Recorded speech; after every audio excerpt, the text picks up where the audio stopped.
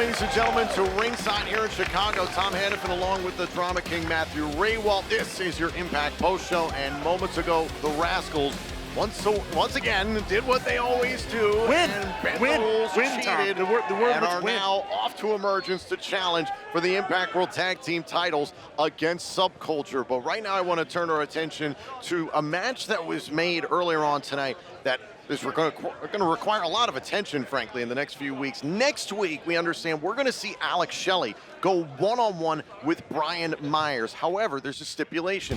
If Alex Shelley can get past Hiroshi Tanahashi this Sunday at Multiverse United 2 for Whom the Bell Tolls, live exclusively on FITE TV in Philadelphia, then, and only then, it will be another Impact World title defense for Alex Shelley against Brian Myers. I mean, can't say the guy's not a fighting champion. I mean, going up against someone who's been very important in his own career, in Tanahashi, someone who was a mentor to him. We talk all the time. I've said this before about how Alex Shelley has mentored numerous other people to come up in this business. Tanahashi did that for him, so this is huge for Alex Shelley, but it's a huge challenge because the Ace is no easy customer to beat. And then to go into that match potentially and now defend against Brian Myers less than a week later. And then not only that, Tom, after that, whatever happens in that match, still has Emergence, still has the 8-man tag to contend with. Yeah, the 8-man tag team matchup that'll go down in Emergence Sunday, August 27th, live in Toronto on Impact Plus, FITE TV, and YouTube for our Ultimate Insiders. There's a lot of combustible elements in that matchup, a lot of people with vendettas going left and right, and especially for Brian Myers. I'm sure he's hoping that Shelley gets past Hiroshi Tanahashi, because then if he could take the Impact World title days before Emergence, it would turn the entire Impact World title picture upside down. What do you think? Duh, is what I think. Yes, of course it would. It would throw everything, not only just in that 8-man tag, everything we're talking about with Emergence, but just totally shift the landscape here in Impact Wrestling. Brian Myers, someone who's been seething, clawing for this opportunity at numerous times throughout his career here in Impact, but is yet to be able to snatch onto that world title. What a huge, meaningful moment for Brian Myers, and maybe trouble for pretty much everybody else here. True. Speaking of Emergence and that 8-man tag team matchup and trouble, a lot of trouble for Bully Ray tonight. First of all, he was in a no disqualification match against Black Taurus, and he somehow found a way to win. Black Taurus crashed and burned into a ladder, and Bully Ray was just in the right place at the right time. Hell, he's made a living in extreme matches throughout most of his career. But here is the other aspect of this. PCO returning once again to haunt the life of Bully Ray. And I mean, Bully Ray seemingly frozen every time PCO seems to show up with, I'll dare say, fear in his eyes.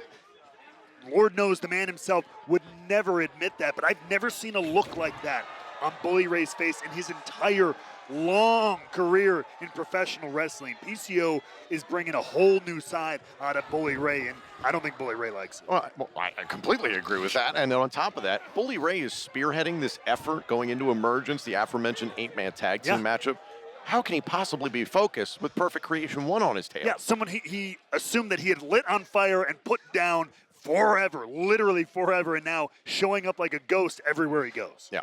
Speaking of someone who came back much like a ghost, that was Eric Young, much to the chagrin of the Design. When we come back here on the Impact Post Show, we're going to dive into what happened between Eric Young and Khan and their matchup, also how Diener played into that, and we'll also touch on our main event. The Rascals are off to Emergence. This Sunday on FITE, the stars of Impact Wrestling and New Japan Pro Wrestling come together for a special night. Multiverse United 2. Hiroshi Tanahashi challenges Alex Shelley for the Impact Wrestling World Championship. Plus, Zack Sabre Jr. and Shane Haste of TMTK take on Moose and Eddie Edwards. Worlds collide and legacies emerge. Multiverse United 2. This Sunday on FITE. Thank you for joining us here on the Impact Post Show in Chicago, the site of Bound for Glory on October 21st. Tickets are on sale now at ImpactWrestling.com, our biggest pay-per-view of the year. Someone no stranger to that platform is Eric Young. Now, he dove into the ring tonight to go one-on-one with the monster of the Design, Khan. Khan has only been pinned once in his entire time as a part of the design. This match nearly went the way of Eric Young, except it was Deaner who got himself involved using a steel chair to crack Eric Young. Young gets the disqualification victory, but this is far from over between the design and Young. Oh, no, if anything, we're just on the path of this truly beginning. I mean, you could see it. You could almost see it in the eyes of Deaner. He was not going to let this match go down any other way than with Eric Young on the ground. No matter if it was a win, loss, kind of disqualification, he did not care. He didn't care about the result. This wasn't about a result. It was about putting Eric Young down again and sending a message, and that's what Deaner's all about. That was the result that Deaner truly cared about in all of this. Our main event, the result, was the Rascals winning. They are now moving on to Emergence 1 week from Sunday, August 27th, live in Toronto. At Emergence, they will challenge for the Impact World Tag Team titles against Subculture. That's what the history books are going to say, right? Yep. Here's the Isn't truth that what of Alex the Shelley matter. says? Yep. Here's the truth of the matter. Earlier on tonight, the ABC went to Impact Management, and they're throwing accusations that the Rascals paid off the Good Hands to get involved in the tournament earlier on. And the Good Hands, remember, they screwed the ABC in their matchup against Swan and Callahan. Granted. There's allegations being thrown out by the ABC that the Rascals paid off the Good Hands to do so because the Rascals didn't want to have to deal with ABC, and they've screwed ABC twice now. I guess maybe you could say 3 times here in Impact. This blows my mind every time how do we keep talking about this? Allegations. Where there's smoke, there's fire. Allegations, unproven, unsubstantiated allegations. I think the Rascals want to face ABC. Think about it all the things that you're talking about. This is very simple psychology, Tom. What do you do when you have a crush on a kid in elementary school? You keep poking them,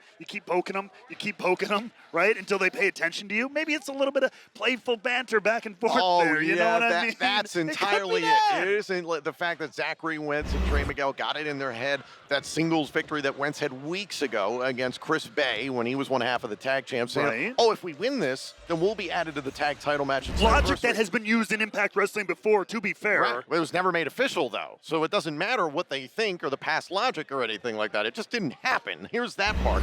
The Rascals got involved at Slammiversary, screwed ABC. Then they got involved in their contractual rematch against Subculture when they were banned from the building. They still managed to get past security because security was dealing with Frankie, Tracy, Alicia, and Eddie. And now the Rascals finally have what they want. They got past Swan and Callahan. Yes. Oh, by the way, once again, the Rascals cheated to do so with the spray paint every single time. Listen, I understand why Jonathan Gresham is ticked off about people breaking rules in this company. I'm just going to say Hey, that. man, fine. Take it all. By hook or by crook, like it or don't like it. The result is the result is the result. And now the Rascals are on the precipice of bringing home tag team gold, Tom. And I, for one, quite frankly, am here for it. Well, I'm excited to see Flash Morgan Webster and Mark Andrews Oh, yeah. defending the Impact World Tag Team titles. They've been representing and defending the championships overseas this whole time, and I'm very, very much excited to see how they do against the Rascals. Thank you all so much for joining us here on the Impact Post Show. Tune in next Thursday night on Access TV, and of course, this Sunday, don't miss Multiverse United 2, For Whom the Bell Tolls, live exclusively on Fight.